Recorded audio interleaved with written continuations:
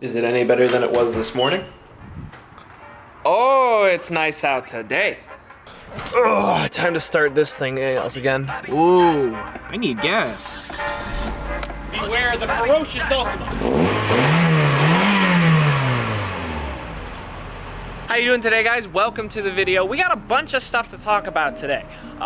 Not so much about this. No. This is just what I'm driving today. No. I'm actually about to just go grab some lunch because I got a little bit of filming later, a little bit of work with Mr. Spaghetti. So I want to get some food first. Long story short, I actually haven't eaten all day today because this morning at about 8 o'clock, I arrived in New Jersey because I left at 4 in the morning after posting a video a couple days ago of the vlog from the Street Speed 717 call out.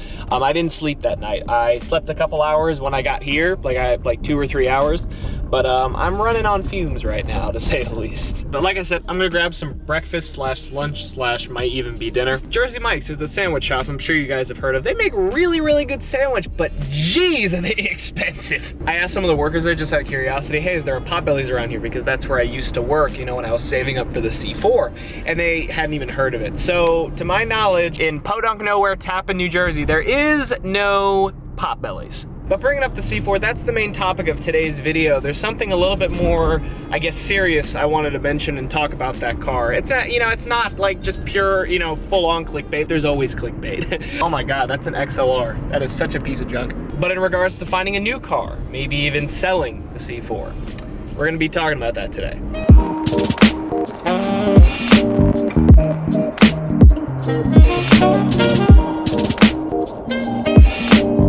Yo, look at this big giant bug. Nope. Get the hell out of here.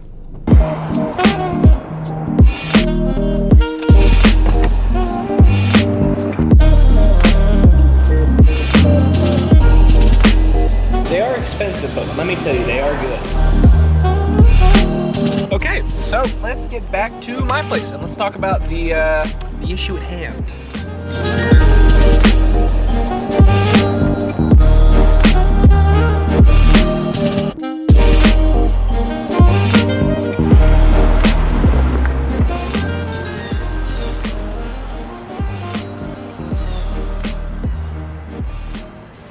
Okay, so back at my house, or well, Ferretti's house. By the way, I know it still confuses a couple people that are like new subscribers and they've never seen it before, and they're like, wait, isn't this like Rob Ferretti's house? Why are you even here?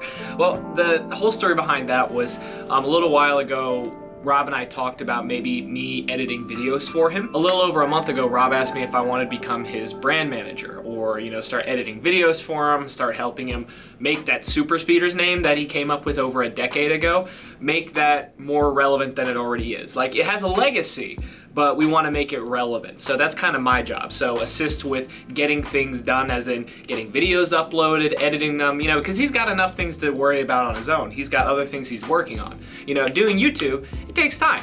And with all the stuff that he's got going, you want to spend your time where you're going to make the most money. And right now, that isn't just YouTube for him. So he's got other endeavors he wants to pursue. So that's where I come in. He pays me X, and I help him with the stuff that he doesn't have time to do. So there we go. And the reason that I'm in this house is this is the property of where his new house is going to be built. But this is the house that was on the land and it has to be knocked down. But everything works in it, nothing, every single piece of electronic, everything works. So Rob told me, hey, you can move up here, you can edit videos for me, you can film for me, and I'll pay you a salary, and you got a place to live. So I gotta say that, although it is a bit kind of scary because I've never lived on my own before, it's kind of a bit lonely, especially because the area that I'm living in is a much more desolate place compared to where I was living, which was a lot more lively. It's different, but at the same time, it's too big of an opportunity to pass up because, as I've mentioned in other videos, this can go a million different ways. So anyway, this is just kind of a stepping stone to something greater, hopefully. Now we're gonna talk about the title of this video, what this video is really about. And it's about my car, my C4, and the fact that it's not here right now, and that's because it's still getting fixed. And we're gonna talk about that. In a previous video, I talked about selling my C4 and possibly even buying a C5. It's not because I hate my car, no, it's just, it might make more sense to buy a C5. So I figured, let's talk about that a little bit more, and what better person to talk to that about than my boss. So, you have a C5. I do. I mean, it's kind of obvious. And you think I should sell my C4 100%. I think you should just get rid of it. Yeah, I would just get rid of it. Obviously, you see what's happening to it. It's falling apart. That's not good. Yeah. And when things start falling apart, you start spending a lot of money to put them back together. Yep. And you don't get any of that money back. As evident of all the people that you're trying to gather around for a project car race. Well, yeah, the project car. Yeah. That's the perfect example of like, watch us but don't do what we do, but Yeah. everybody does it anyway. Yeah. So. I mean, project cars are fun. You know, that's why people do them. It's, you know, it's life. No, But, you know what? Fast is fun. Working is fun. Project cars exist because cars weren't always fast enough True. to meet our needs. Now they are. Now you just go buy a Z06. It's fast enough. Now project cars are just assholes that... Can I say that on your show? Sure. Assholes that want to be faster than other people. And it's like, you know what? Having a 750 horsepower car is not enough for me. I want to beat that 700. Like, you don't need that. Like, you Right. can only exercise your 2,000 horsepower car in controlled settings, in random spots. Like, it's nonsensical. You're not making the car better. You're making it worse at that point in time. The initial idea behind a project car was you were making a car, you were improving upon it. Now all you're doing is making it less usable. It's true. Now, what do you say to the people that, for instance, are like, hey, well, I just wanted to build it like it is. This is my dream build. Do you think that's just dumb, or that's just what Dream, but you know what you build as a dream build? You go get a '69 Camaro. That's a dream build. Like you don't Yeah. get a C4. You don't get a 2017 Huracan and say, "Let me dream build this thing." I fell in love with the C4. You're the only one. Probably. There's like 3 people on the channel that are like gonna roast you now. Oh, it's all right. They're gonna I'm be okay like, with it. oh, C4s are Look, amazing. Ultimately, like at the end of the day, the C4 was not as well received. It's not very collectible. It doesn't carry much of a resale value. It's a great starter car. It's a great car to get for cheap, but you don't want to put a lot of money into it. 100%. You'd essentially just throw it away and get another one if it needs too much work. Yeah, like I mean, the only thing I've always thought that like you guys would care about, and you know, I would think is even funny. Yeah, you guys, the lens, twin turboing. But twin turboing that C4 would cost more than what I paid for it, 100%, and it would probably not be reliable. The only other thing is Pro Charger, but everyone and their mother Pro Charges, you know, their cars. Don't do it. Like nope. Don't do it. I mean, you work hard for your money. It's your money. You can spend it how you want, but I'm just the voice of reason and saying, don't do it. Yeah. The good voice of reason. How much money do you think, for all that don't know, Rob Ferretti has the student driver Corvette. It was built like basically 12 years ago? Yeah. Is what you were Back saying? in like 05, 06 when I 05. started supercharging it. Yeah. But no, turboing. No, it was supercharged. Then I switched over to turbo. My supercharger belt was slipping at like 180 miles an hour, and that was... Because that's a problem. That was a problem. Yeah. And partly because of the aero, but I couldn't overcome that. And that was annoying me. And because when you're at 180, you want to be at 190. When you're at 190, you want to be at 200. Yeah, there you so, problems that I thought a turbo would fix. And I really love the way the supercharger sounded. That car was nasty. Like, you go back and look at some of my old videos, Right. and like, holy shit, listen to that thing bark. It doesn't do that anymore. It doesn't have that bark. It's loud. It still and sounds blunt. good, though. I don't like the sound of it. No? I prefer the naturally aspirated sound, like a nice cam, or then the supercharger just sounds badass. I don't like the roots blower so much, but the centrifugal blowers sound real nice on a V8. And ultimately, the belt was a problem. I think they've sort of combated that over the last decade, so that's not as much of a problem.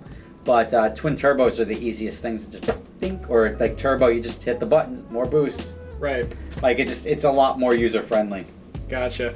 And how much do you think you have into your C5? Over 200 grand. Yeah. No, I mean that's no. That's including the 50,000 for the car. And when I say 50, it was like I paid 45 for it plus. So I leased it, and then I financed it off lease.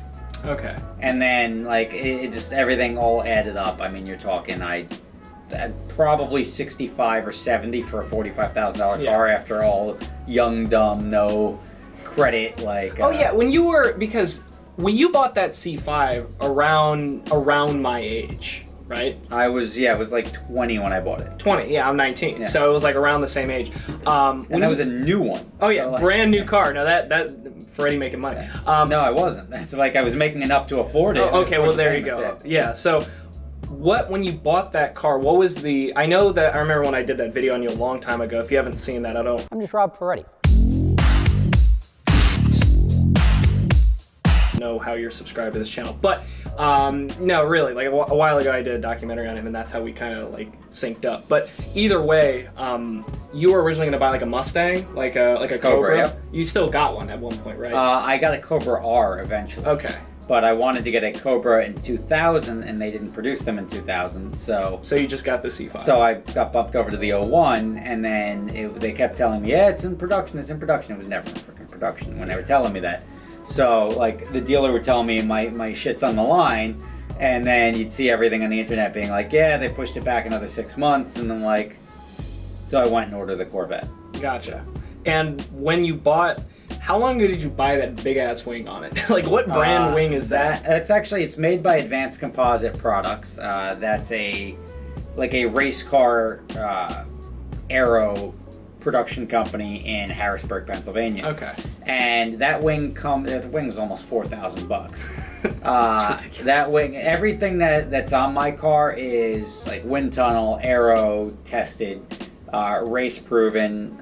It's stuff that they ran in the World Challenge Series, which was the cars that look like street cars, but they're actually race cars. And they pitted them against each other. So that's been like that forever. But that kit was straight off the racetrack. And I was not in it for the wing. I was in it for the stability. And one of the things I didn't like was like above 160, the Vet's a little floaty, and this pushes it right down. Feels like a Lamborghini now, and it's nice. It's nice to have that downforce. It slows it down a little bit, but horsepower wasn't my problem. Right. And as long as you're not trying to be the fastest guy on the planet, I want to be stable and fast. Back at the time when you originally built it, what really beat it? You know, like when it was at the top of its game, you're what still was talking like big horsepower Supras. I mean, there were like 800 to like 11, maybe 1200. And you have one. Well, yeah. Well, but it was You like have one. 1200 horsepower was like the max back then. It's like, Okay. holy shit, 1200 horsepower. Right. Those were the twin turbo Vipers. Gotcha. And you had cars like that, but they weren't really turboing Lambos back then, or if it was, it's like, oh, those things are about to blow up. Right. Then they turned out to be a reliable platform, but you're talking big horsepower Supras, and Vipers were the faster cars back then. And then enter the Ford GT, which was very moddable. Gallardo's very moddable, and then the R35 GTRs and stuff like that came along later. Right. But and even Porsche turbos, you were able to make some decent horsepower out of a Porsche turbo too. That's cool. And all of this, granted, when I was like 4. Yeah, you were 4. That's what I can't get over. Anyway, but just for also the other reason that I even talk about selling, my C4 is because at the time when I bought my car was a good deal. Like, the comments will always argue that like my car was a terrible buy and I got ripped off. What'd you pay for it? I paid $12,500.